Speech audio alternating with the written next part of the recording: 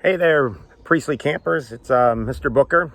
Today is Friday, May 15th, 2020, and today would be our last day of outdoor ed, our last day of fifth grade camp. And just wanted to go over kind of like what the day would have been like for you at camp. We would have allowed you to sleep in a little bit today because you would have had a very late night of dancing and maybe a little night hike on a Thursday night. But once we would wake you up, it would be time to start to gather your materials, start to pack up your sleeping bags and your pillows and your dirty clothes and your clean clothes. And we would instruct you to put that out on the front porch. And then we would make our way to a very late breakfast or early lunch, hence the name brunch. We would eat brunch, one meal up there, or kind of our last meal together. Once we were kind of done eating and started to clean up, we would hand out some medals that we did for our Junior Olympics throughout the week. There would have been team events like tug of war and relay races. There would have been individual events like a 40-yard dash and archery and shooting the gun at the gun club. And then once we get kind of done with the medals, we would kind of sit down and we would make sure we showed some appreciation to those who made camp possible for the week. We would have thanked, her name would have been Tony. She would have been the head cook up there at camp, and she usually brings her sons in to help. And we would have brought them out and gave them a standing ovation for the wonderful food that she would have prepared all week for you. It would have been delicious and it was always hot and ready to go. We would have definitely thanked our nurse, Denise Snyder, Nurse Snyder from Priestley. She would get a real big ovation because not only would she have done a wonderful job for us, but I would have reminded everybody that she would have also been the nurse the week before us. So she would have been up at camp for 2 weeks in a row because she would have been there for Chief and Oak Lynn as well as for Beck and Priestley. And we would have made sure we thanked all our volunteers, all the high school students who came to be a counselor, anybody who just volunteered their time, student teachers. We would have gave special shout outs to teachers who were not fifth grade teachers, but do a lot of work with their lesson plans to come up and help us. On the Beck side, it's usually Mr. Swineford and Mr. Collodi. On the Priestley side, we have Mr. Dunkelberger and Mr. Brocious from the middle school. And of course, we would thank our fifth grade teachers for all the hard work they would put into it as well.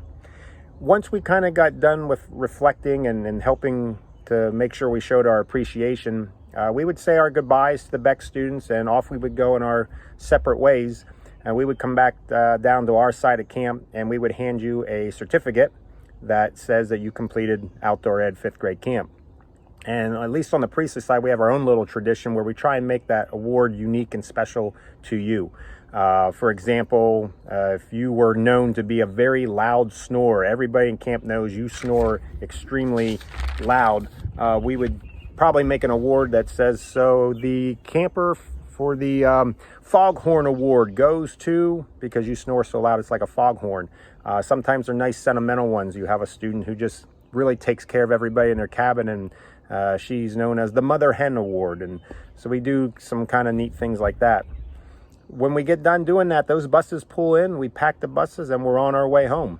And it's kind of a bittersweet moment. You realize you're an hour away from home, and you're about ready to see your mom and dad and your pets that you haven't seen all week. You're going to get your video games back. You're going to get your cell phone back because you wouldn't have been allowed to take your cell phone up to camp. But yet there's a little bit of sadness in the air too because camp is now done. It's over and it's not coming back anymore.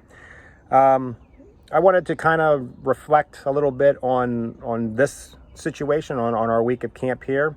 I wanted to give a big thank you to my daughter Grace and my son Aaron for helping me to go out in the woods and help me make lean-tos and build fires. And Aaron was my drummer for the Indian dance. I couldn't have done some of these things by myself, so I wanted to thank them for doing a great job. I want to give a special thank you to my daughter Claudia. You didn't get to see her throughout the week because usually she was on the other side of this camera. She videotaped for me. And she was the whiz. She was my tech squad when it came to putting these videos together on YouTube, getting all the raw footage. Anytime I wanted something done, she could do it. I had no idea how to do it, and she took care of it for me. So Claudia, thank you for making these videos look so good and getting them out there for me. I'm going to throw a special thank you out there to my buddy, Mr. Bill Ziegler. He's the Oakland fifth grade teacher out there. It was actually his idea that sparked this. He got in contact with me a couple weeks ago, and he was very much adamant. He wanted to do something for the kids for camp, and what did I think about it? And I was like, yeah, let's do it. But it probably wouldn't have got done unless the idea would have sparked it. So we'll give a big 2 thumbs up for Mr. Ziegler for getting this started. Great idea. And I think between the two of us, his videos and my videos, we got a pretty good glimpse of what camp would have been like out there. He played to his strengths and I played to my strengths. If you watch Mr. Ziegler's videos, you'll see he is a fantastic Frisbee golf player. He's excellent at eating s'mores, and he really showed off his mountain lion skills. He's an excellent stress trail hiker when he's at camp. For me, my strengths, according to Mr. Ziegler, I have the voice of an angel in my video of The Cat Came Back.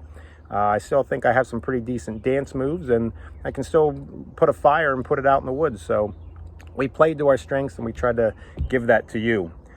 With that, I wanted to give a couple little shout outs out there to some of the 5th graders who they took some time to either like something or let us see a little glimpse of their camp life. I started off with Maddie Brown.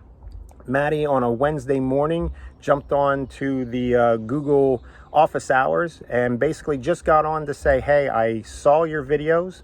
I really enjoyed them. You did a nice job with The Cat Came Back, and I just wanted to say thank you. So Maddie, I want to say thank you for thanking me for that. That was very nice, very sweet of you, and very thoughtful of you. Other things I wanted to give shout outs to. Some people, when they watched the videos, took a little bit of time to type a little response on them. Charlie Walter told me that I had a great voice when The Cat Came Back. Riley Campbell told me I did a good job on The Cat Came Back. Lily Young said nice on The Cat Came Back. Logan Booth commented that it was a good video on the Apache Jump On It dance. Laura Shear commented on the Cotton Eye Joe. She wished she would have been able to go to camp because she had mastered the steps of Cotton Eye Joe. I think my camper of the week, though, would definitely have to go to Aubrey Garinger. Aubrey sent me a ton of pictures and some videos on some of the things she did this week. Aubrey built a lean-to, so I saw pictures of her lean-to. She did her own little pond life video, more of like a stream life, but she put on her rubber boots and she got in the water and she pulled out a little critter and put it on her hand. I saw pictures of her building a fire. I saw pictures of her putting out the fire and using the back of her hand to check and make sure it's completely out. She sent me a video of her dancing around her fire, doing the Indian dance. And then later on in the week, she got her buddy Lauren Fisher out there to help her. I saw Lauren and Aubrey did a little tug of war, and they made some medals, and they would definitely have been gold medals. Great job. And Aubrey, you made a beautiful dream catcher and a unique idea of using pipe cleaners as the outside of the dream catcher. So you obviously watched Mrs. Landau's video, so we want to thank Mrs. Landau for doing a great job making a dream catcher video so the kids could experience that. If there's anybody I missed, I apologize. That's everything that I saw and could find when I made this video. I know there's some kids out there that said they were going to still make some things. They might even be doing it this weekend. So if you didn't make the video, that's why. You did it after I made this. So just wanted to close things out. You know, COVID-19 was it took camp away from us. And these videos were certainly not meant to be made to remind you of what you couldn't have. They were actually in hopes of being an inspiration to cherish what you do have. And that's your time with your family and being able to do things with them that you might not normally do.